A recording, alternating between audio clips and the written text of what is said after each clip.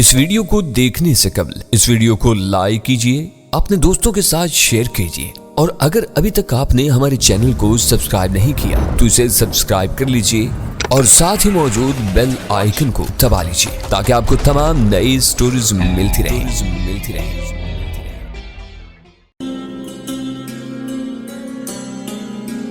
کیا تمہیں اکلوس یاد ہے؟ میں نے شہنشاہ سے پوچھا، جو آج سے کئی سال پہلے تمہارے دربار میں کچھ نویس تھا۔ اکلوس؟ شہنشاہ نے ذہن پر زور دیتے ہوئے کہا، ہاں مجھے اکلوس یاد ہے، وہ دربار میں کچھ نویس تھا، لیکن پھر اس کا بیٹا کہیں غائب ہو گیا تھا۔ اس نے اپنے بیٹے کی بہت تلاش کی لیکن وہ کہیں ملا نہیں، اور پھر اس کے چند ماہ بعد اکلوس بھی کہیں غائب ہو گیا۔ لوگوں نے یہ سمجھا کہ وہ کہیں چلا گیا یا شاید مر کھپ گیا۔ یہ آج سے کئی سال پہلے کی بات ہے۔ اکلوس مرا نہیں بلکہ زندہ ہے اور تمہارے سامنے موجود ہے۔ میں نے اکلوس کی طرف اشارہ کرتے ہوئے شہنشاہ سے کہا، اور اس کا بیٹا کہیں غائب نہیں ہوا تھا، بلکہ تمہاری ملکہ نے اسے اپنی ہوس کا نشانہ بنانے کے بعد اسے ہلاک کر کے شاہی محل کے باغ کے ایک کونے میں دفن کروا دیا ہے۔ اور صرف اسی کو نہیں، نہ جانے کتنے نوجوانوں کو تمہاری یہ چہیتی ملکہ اسی طرح ہلاک کروا چکی ہے۔ اکلوس کو اپنے بیٹے کی ہلاکت کا پتہ چل گیا تھا اور اسے ملکہ کو بتا دیا تھا کہ وہ شہنشاہ سے اس کی شکایت کرنے جا رہا ہے، جس پر ملکہ نے اسے قید کروا دیا، اور آج 3.5 سال بعد میں نے اسے قید سے رہائی دلوائی ہے۔ اکلوس با ثبوت کے تمہارے سامنے موجود ہے۔ اس کی دکھ بھری داستان اسی کی زبانی سنو اور پھر خود اپنی سیاہکار ملکہ کے بارے میں فیصلہ کرو۔ میں نے اکلوس سے کہا وہ سارے واقعات تفصیل کے ساتھ شہنشاہ کے گوش گزار کرے۔ وحشت زدہ اکلوس نے، جو اس سارے تماشے سے سخت پریشان تھا اور اس کی سمجھ میں کچھ نہیں آ رہا تھا، میرے کہنے پر اشکوں اور آہوں کے درمیان اپنی داستان غم شہنشاہ تالاش کے روبرو بیان کی اور نورال کی باتوں کا بھی حوالہ دیا، جس نے مرنے سے پہلے ملکہ کی سیاہکاریوں کے بارے میں مکمل اطلاع اسے دی تھی اور اس کے بیٹے کے قتل کی خبر بھی سنائی تھی۔ اس کے بعد اکلوس نے مجھ سے لے کر ملکہ کی انگوٹھی شہنشاہ کے سامنے ثبوت کے طور پر پیش کر دی۔ شاہ تالاش کی آنکھوں سے شعلے نکلنے لگے۔ اسے نفرت بھری نگاہوں سے استونیا کی طرف دیکھا۔ استونیا کا جسم بری طرح کانپ رہا تھا اور اس نے اپنے چہرے کو دونوں ہاتھوں سے ڈھانپ رکھا تھا۔ شاہ تالاش چند لمحوں تک بالکل خاموش بیٹھا رہا، گویا اس کی قوت گویائی سلب ہو گئی ہو۔ اس کے بعد اس نے اچانک اپنی تلوار کھینچی اور پلک جھپکتے میں استونیا کا سر اڑا دیا۔ استونیا کا سر کٹ کر دور جا گرا اور خون کے چھینٹے آس پاس بیٹھے ہوئے امراء کے علاوہ میرے اور اکلوس کے جسموں پر بھی پڑے۔ ملکہ کا بے جان بدن کرسی سے لڑک کر ایک طرف کو گر گیا تھا۔ مہمانوں کی صفوں میں سناٹا چھا گیا۔ تم نے میری آنکھیں کھولتی ہیں شہزور، شاہ تالاش نے بجھی ہوئی آواز میں کہا۔ میرے لیے یہ کس قدر شرم اور افسوس کی بات ہے کہ میری ملکہ اس بے دردی کے ساتھ بے گناہ انسانوں کا خون بہاتی رہی اور مجھے اس کے بارے میں کانوں کان خبر تک نہ ہوئی۔ شہنشاہ ہونے کی حیثیت سے رایا کی جان کے تحفظ کی ذمہ داری میری ہے، اور مجھ سے اس معاملے میں جو کوئی کوتاہی ہوئی ہے اس کا فوری طور پر اقتدار کی یہی ہو سکتا ہے کہ میں اس عورت کو موت کے گھاٹ اتار دوں جس نے اتنے لوگوں کو دکھ پہنچایا ہے۔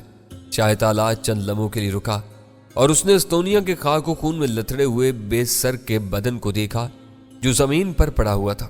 لیکن شاید اتنا کافی نہیں ہے شہزور، شاہ تالاش نے دوبارہ کہنا شروع کی۔ میں نہیں جانتا کہ تم کون ہو، اور شاید کوئی بھی اس بات کو نہیں جانتا سوائے تمہارے، لیکن میں اتنا ضرور جانتا ہوں کہ تم ہم میں سے نہیں ہو۔ تم یا تو خود دیوتا ہو یا انسان کا روپ دھار کر ہمارے گناہوں کا حساب دلانے اور مزید گناہوں سے ہمیں باز رکھنے کے لیے زمین پر آیا ہے، یا کسی دیوتا نے تمہیں اپنی قوتیں بخش کر اس کام پر مامور کیا ہے۔ تم ایک مقدس ہستی ہو، تم ان تمام انسانوں سے بلند تر ہو جو روز زمین پر کہیں بھی موجود ہیں۔ اس لیے میں تمہیں یہ دعوت دیتا ہوں کہ آج سے یہ تخت و تاج تم سنبھالو، کیونکہ میری نظر میں تم اس منصب کے اہل ہو۔ تم طاقتوروں کے خلاف کمزوروں کا دفاع کر سکتے ہو اور ناانصافیوں کا ازالہ کر سکتے ہو۔ اٹھو اور میری جگہ سنبھالو۔ میں اپنی بقیہ عمر عبادت اور ریاضت میں اپنے گناہوں سے توبہ کرنے میں گزار دینا چاہتا ہوں۔ ہاں، البتہ تم سے ایک درخواست ہے، اگر مناسب سمجھو تو ہم لوگوں کو اپنی اصلیت سے آگاہ کر دو۔ اور ان الفاظ کے ساتھ ہی شاہ تالاش اپنی کرسی پر سے اٹھ کھڑا ہوا۔ میری اصلیت اس سے زیادہ اور کچھ نہیں ہے کہ میں تمہاری طرح کا ایک انسان ہوں۔ میں نے شاہ تالاش کے شانے پر ہاتھ رکھ کر کہا اور ساتھ ہی اسے اس کی کرسی پر بٹھا دیا۔ مجھے تخت و تاج کی نہ کوئی تمنا ہے اور نہ ان چیزوں سے مجھے کوئی دلچسپی۔ میں مظلوموں اور بے گناہوں کے کام آتا ہوں، اور شاید قدرت نے میری تخلیق اسی غرض سے کی ہے کہ میں ظالم، جابر، مغرور اور متکبر انسانوں کو ان کے اوقات میں رکھوں۔ استونیا نے جو کچھ کیا اس میں تمہارا زیادہ قصور نہیں۔ قصور استونیا کا ہے اور اسے اپنے قصور کی سزا مل چکی ہے۔ تمہارے لیے محض یہ احساس کر لینا ہی کافی ہے کہ تم سے کوتاہی ہوئی اور تم نے بر وقت ان باتوں کا پتہ نہیں چلا، جس کی وجہ سے بہت سی انسانی جانیں ضائع ہوئی۔ تمام امراء، رؤساء اور معززین شہر تصویر حیرت بنے اس سارے منظر کو دیکھ رہے تھے اور ہماری گفتگو سن رہے تھے۔ میں تمہیں اپنے محل میں چلنے اور وہیں قیام کرنے کی دعوت دیتا ہوں۔ شاہ تالاش نے مجھ سے کہا، تم جب تک چاہو وہاں رہو، تمہاری میزبانی میرے لیے زندگی کا سب سے بڑا اعزاز ہوگی۔ نہیں، میں نے جواب دی، مجھے محلوں سے کوئی خاص دلچسپی نہیں ہے۔ تمہارے شہر میں میرا قیام چند روز سے زیادہ نہیں، اور یہ چند روز میں اپنے استاد اور اپنے ساتھیوں کے ساتھ گزارنا چاہتا ہوں۔ وہ مجھے دوبارہ اپنے درمیان میں پا کر بہت خوش ہوں گے۔ دراصل میرا ارادہ یہ تھا کہ ایتھنز میں چند روز قیام کرنے کے بعد شرنجانا کو ساتھ لے کر گاؤں نکل جاؤں اور کچھ عرصہ شرنجانا کے ساتھ گاؤں میں گزاروں۔ میں نے شاہ تالاش کے سامنے جان بوجھ کر شرنجانا کا تذکرہ نہیں کیا تھا۔ جیسی تمہاری مرضی شہزور، شاہ تالاش نے تھکے ہوئے لہجے میں جواب دیا، اور ہاں، میری تم سے درخواست ہے اور ہم لوگ نادانستگی میں جن گستاخیوں کے مرتکب ہوئے ہیں ہمیں ان کے ازالے کا موقع دے۔ میں تمہارے اعزاز میں ایک ضیافت دینا چاہتا ہوں، مجھے امید ہے تم مجھے مایوس نہیں کرو گے۔ میں تمہاری ضیافت میں شرکت کر کے خوشی محسوس کروں گا شاہ تالاش، میں نے جواب دیا، اور ہاں، میری تم سے درخواست ہے کہ اکلوس کو اس کے سابقہ منصب پر بحال کر دو۔ اس کا بیٹا مارا جا چکا اور ظاہر ہے کہ اس نقصان کی تلافی تو کوئی بھی نہیں کر سکتا، لیکن اس کے علاوہ تم جو کچھ بھی اس کے لیے کر سکتے ہو تمہیں کرنا چاہیے۔ میں اکلوس کو نہ صرف اس کے سابقہ منصب پر بحال کر دوں گا بلکہ اسے اتنا مال و دولت دوں گا کہ پھر اسے زندگی میں کسی اور چیز کی خواہش نہیں رہے گی۔ اس نے قید خانے میں جتنی مصیبتیں جھیلی ہیں میں ان کا ازالہ ضرور کروں گا۔ شاہ تالاش نے جواب دیا، کل رات شاہی محل میں تمہارے اعزاز میں ضیافت ہوگی جس میں طوفان کلب کے سربراہ استاد اشکند اور دوسرے لوگوں کو بھی شرکت کی دعوت دی جائے گی۔ شاہ تالاش اپنی جگہ سے اٹھ کھڑا ہوا، اس کے ساتھ ہی تمام معززین مہمان بھی اٹھ کھڑے ہوئے۔ استاد اشکند، مغرس اور دوسرے لوگوں نے مجھے گھیر لیا۔ استاد کی آنکھوں میں خوشی کے آنسو تھے اور مغرس کی آنکھوں میں حیرتوں کے سمندر موجود تھے۔ ہم لوگ کلگ میں واپس آ گئے، لیکن یہ واپسی اتنی آسان نہ تھی۔ راستے میں جگہ جگہ لوگوں کی زبردست ہجوم اکٹھا تھے جو قریب سے میری ایک جھلک دیکھنے کے متمنی تھے۔ اب کوئی بھی شخص مجھ پر پتھر یا گلے سڑے پھل نہیں پھینک رہا تھا، بلکہ ہر طرف میری غیر معمولی اور حیران کن بہادری کے چرچے تھے۔ اسٹیڈیم سے کلب تک کا آدھے گھنٹے کا راستہ ہم لوگ بڑی مشکل سے 3 گھنٹوں میں طے کر پائے۔ کلب کے دروازے پر خلقت کا ایک ازدحام جمع تھا جو مجھے قریب سے دیکھنے کے لیے بےتاب تھا۔ مغرس اور دوسرے لوگوں نے بڑی مشکل سے میرے لیے راستہ بنایا۔ میرے اندر داخل ہونے کے بعد کلب کے صدر دروازے کو اندر سے بند کر دیا گیا اور کئی پہرے دار تعینات کر دیے گئے۔ میں ایک بار پھر خود کو اپنے لوگوں کے درمیان پا کر بے حد مسرور ہو رہا تھا۔ استاد جیسے مجھ پر فدا ہوا جا رہا تھا۔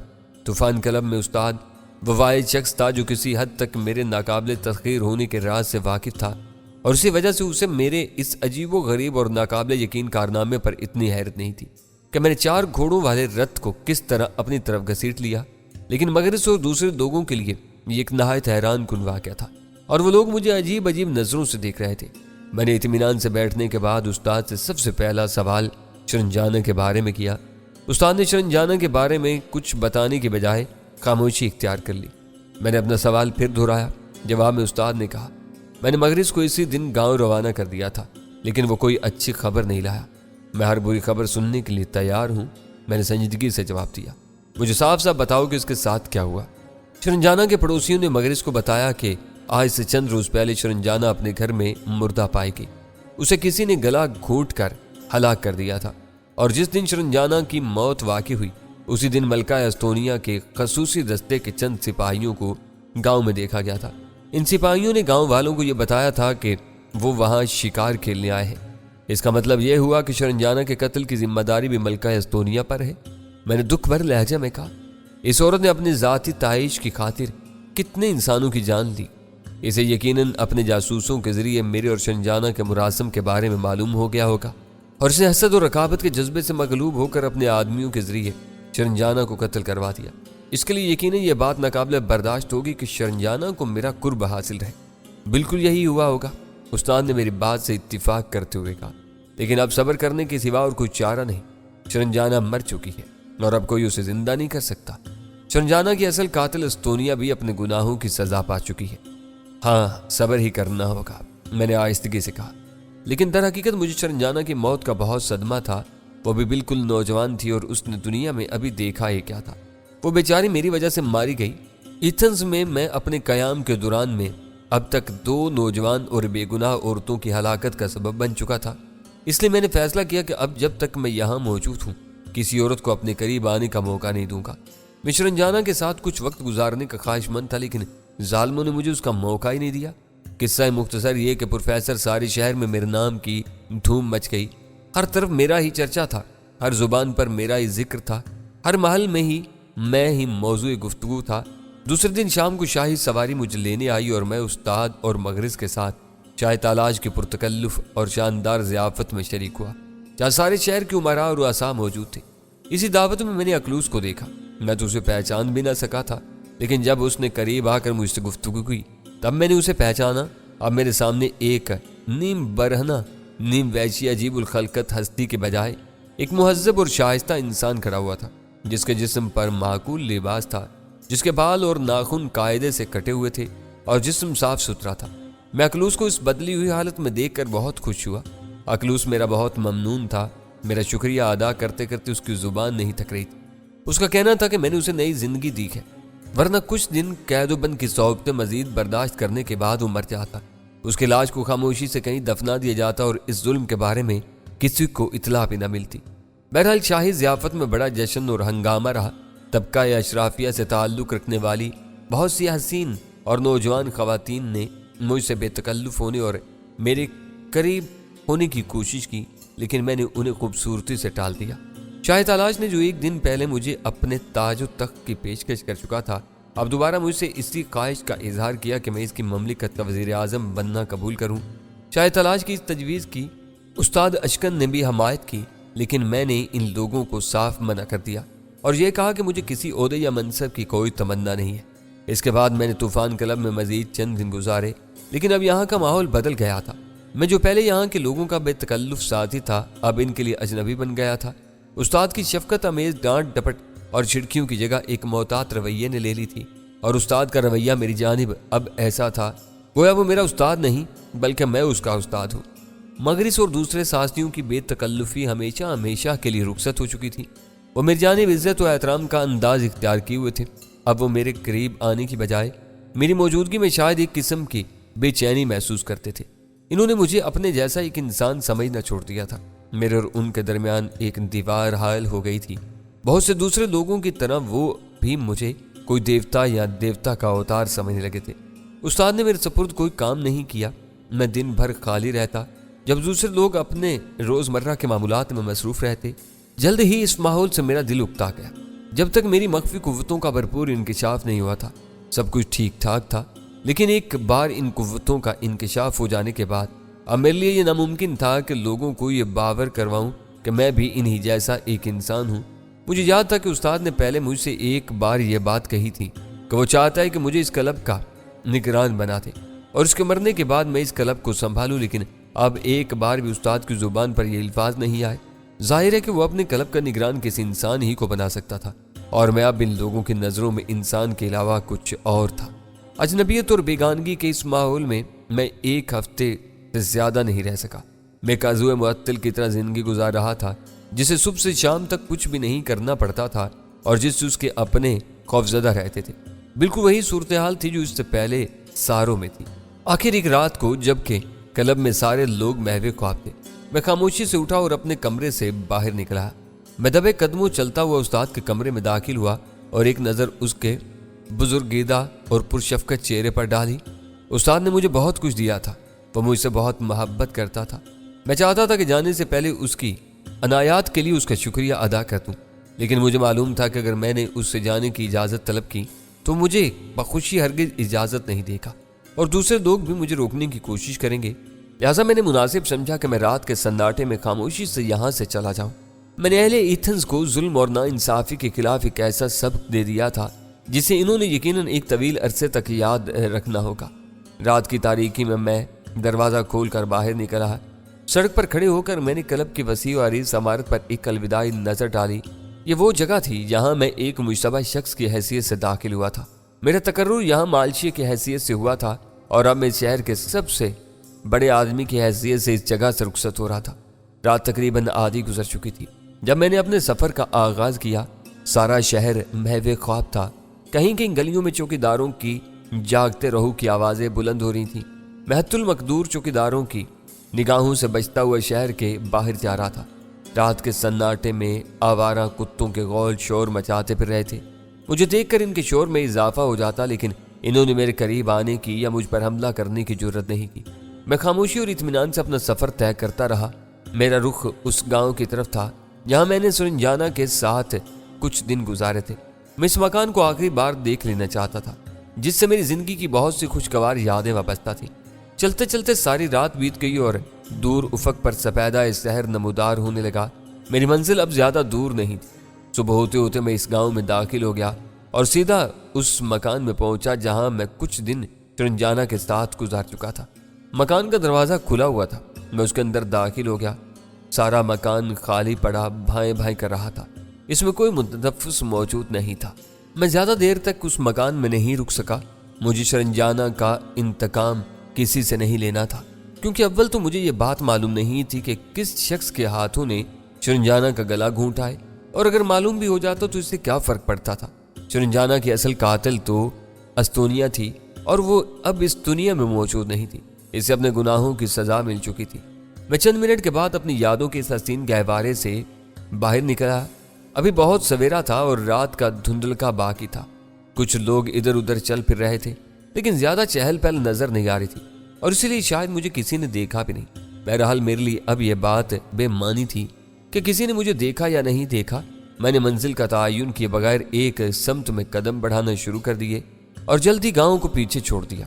جس وقت سورج کی روشنی پوری طرح پھیل گئی، اس وقت تک میں گاؤں سے بہت دور نکل چکا تھا۔ ایتھنز اس سے کہیں پیچھے رہ گیا تھا۔ میں سوچ رہا تھا کہ صبح کو جب استاد مغرض اور دوسرے لوگ بیدار ہوئے ہوں گے اور انہوں نے مجھے وہاں موجود نہیں پایا ہوگا تو انہیں سخت اچنبھا ہوا ہوگا اور انہوں نے میری تلاش شروع کر دی ہوگی، لیکن اب وہ میری گرد کو بھی نہ پا سکیں گے۔ آبادیاں پیچھے رہ گئیں اور ناہموار ٹیلوں اور اونچی نیچی زمین اور چھوٹی چھوٹی پہاڑیوں جھاڑیوں کا ایک طویل سلسلہ شروع ہو گیا۔ سورج اب تیزی سے چمک رہا تھا اور اس میں کافی تمازت محسوس ہو رہی تھی۔ میں جو کہ کھانے پینے کی انسانی ضروریات سے بے نیاز تھا، اس طرح چلتا رہا۔ بڑا ویران اور غیر آباد علاقہ تھا جہاں سے میں گزر رہا تھا۔ شام ہونے کو آئی، لیکن خودرو جھاڑیوں اور ناہموار ٹیلوں کا سلسلہ ختم ہونے کا نام ہی نہ لیتا تھا۔ میں چلتا رہا یہاں تک کہ رات کا اندھیرا چار سو پھیل گیا۔ اب میں نے آرام کرنے کی ٹھانی اور ایک جھاڑی کے قریب زمین کو سنگریزوں اور خشک پتوں سے صاف کر کے میں نے وہاں رات بسر کی۔ صبح کو میں نے پھر اپنا سفر شروع کر دیا۔ اس دفعہ میں ایک طویل سفر کرنا چاہتا تھا اور بالکل نئی دنیاؤں کی تلاش میں سرگرداں تھا، جہاں میں نئے تجربات اور نئے حوادث سے دوچار ہونے کا موقع حاصل کر سکوں۔ چنانچہ پروفیسر اس دفعہ میرا سفر مہینوں جاری رہا۔ میں خشکی کے علاوہ کئی آبی راستوں سے بھی گزرا۔ راستے میں کئی جگہ مجھے آبادیاں اور بستیاں نظر آئیں۔ میں نے ان میں سے ایک آدھ میں چند روز قیام بھی کیا، ایک آوارہ گرد مسافر کی حیثیت سے، لیکن میں ایک آدھ روز سے زیادہ کہیں نہیں رکا اور مسلسل حرکت کرتا رہا۔ میں یونان کی زمین سے باہر نکل چکا تھا، لیکن اب مجھے معلوم نہیں تھا کہ اب میں کس ملک کی سرزمین پر سفر کر رہا ہوں، لیکن اتنا احساس مجھے ضرور تھا کہ میں یورپ کے علاقے سے نکل کر ایشیا کی حدود میں داخل ہو چکا ہوں۔ شاید میں ترکی میں تھا یا شاید ایران میں یا شاید عراق میں۔ بہرحال اس وقت ان ممالک کی وہ سرحدیں اپنا وجود نہیں رکھتی تھیں جو کہ آج ہے، اور نہ ہی ان کی وہ شکل تھی جو کہ تمہارے دور میں ہے۔ مجھے ایشیا میں اپنے داخل ہونے کا اندازہ اس طرح ہوا کہ لوگوں کے چہرے بدل گئے تھے۔ معمولی خد و خاش کی جگہ مشرقی نقوش نے لے لی تھی، لباس بھی بدل گئے تھے، زبانیں بھی بدل گئی تھیں۔ مجھے مسلسل سفر میں رہنے کے سبب اندازہ نہیں ہو سکا کہ میں کس ملک سے گزرتا ہوا کس ملک میں داخل ہو گیا ہوں، کیونکہ میں زیادہ تر ایسے راستوں سے سفر کرتا تھا جہاں انسانی آبادیاں موجود نہ ہوں، اور کئی महीने तक मैं किसी इंसान की शक्ल नहीं देखता था। वो एक खूबसूरत और सुहानी सुबह थी जब मैं एक हरे भरे और घने जंगल में दाखिल हुआ। मौसम सरमा का जोर टूट चुका था। बाहर की आमद थी। दरख्त की खुश्क टहनियों पर नई कोंपलें तेजी से फूट रही थीं। शगुफे मुस्कुराने लगे थे और चिड़ियों की चहचहाट में खुशी और सरमस्ती का आलम था। खुद मुझ पर भी एक बेखुदी की सी कैफियत तारी थी। मैं दरख्तों की घनी शाखों और बेतहाशा फैली हुई बेलों में से रास्ता बनाता हुआ मीलों अंदर चला गया। बेहद घना और वसीअ आरीज़ जंगल था। मैंने घने दरख्तों और गहरे सब्ज रंग की बेलों से घिरे हुए खुश्क पानी के एक चश्मे को देखा और बेसाख्ता इसमें कूद पड़ा। काफी देर तक मैं चश्मे में नहाता रहा और मैंने मुद्दों के बाद ठंडा पानी जी भर कर पिया। जब मैं चश्मे से पानी पीकर और नहा कर बाहर निकला तो चश्मे के किनारे ही एक तरफ उगी हुई नरम नरम घास पर लेट गया। घास से थोड़ी दूरी के फासले पर कच्ची और नम जमीन थी। अचानक मैंने इस नम जमीन में एक ऐसी चीज देखी जिसने मुझे सख्त हैरत में मुब्तला कर दिया। ये वाज़े तौर पर इंसानी कदमों के निशानात थे। मुझे अच्छी तरह याद था कि मैं खुद इस नम जमीन से गुजर कर चश्मे तक नहीं गया था, बल्कि मैं घास पर चलता हुआ गया था। इसलिए ये निशानात मेरे अपने कदमों के नहीं हो सकते थे। और इस बात का मतलब ये था कि इस जगह कोई इंसान मौजूद है। इस घने जंगल में मीलों अंदर, जहाँ दिन के वक्त भी हल्का हल्का अंधेरा छाया रहता था, इंसान का वजूद कहाँ से आ गया? और इस तन्हाई और वीराने में कोई इंसान क्या कर रहा है? मेरे ज़हन में अचानक ये सवाल पैदा हुआ और मैंने इस सवाल का जवाब तलाश करने की कोशिश की। हो सकता है कि वो कोई आबद ज़ाहिद हो, कोई तारिक दुनिया शख्स जो इस वीराने में अपने तज़किया नफ्स के लिए बैठा हो। ये भी हो सकता है कि कोई शख्स यहाँ किसी खुफिया अमल में मसरूफ़ हो। ये भी मुमकिन है कि कोई मफरूर मुजरिम हो और सज़ा के खौफ से भाग कर जंगल में छुप गया हो। बहरहाल मेरे लिए गहरी दिलचस्पी का सामान पैदा हो चुका था और इंसानी कदमों के इन निशानात ने मेरे अंदर ज़बरदस्त तजस्सुस पैदा कर दिया था।